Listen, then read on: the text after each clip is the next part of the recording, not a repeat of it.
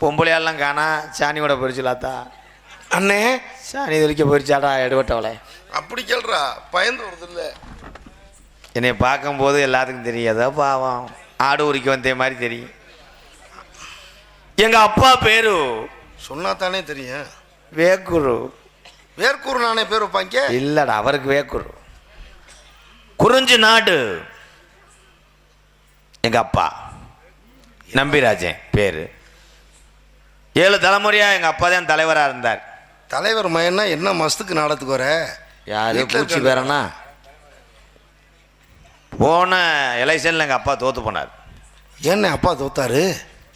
ஒரு ஓட்டில் தான் தோற்று போனார். எப்படின்னே பரம்பரையா ஜெயிச்சு வந்த குடும்பம் மொட்டலாக்கு அப்புறம் ஜெயிச்சு வந்த குடும்பம் எப்படா தோத்துச்சு? ஒரே ஒரு ஓட்டு தான். அது எங்கள் அப்பா தான் மாற்றி குத்திவிட்டேன். கருப்பை இறங்கும் போல் ஸ்டாம்பு எடுத்து இப்படியே ஆடி இருக்கேன். எங்கள் அப்பா நின்றது தென்னை மரம், எதிர்த்துன்றவன் இளநீ, அதில் குத்தி விட்டேன் நரம்பு தலைச்சி முட்டை. அந்த இடத்துல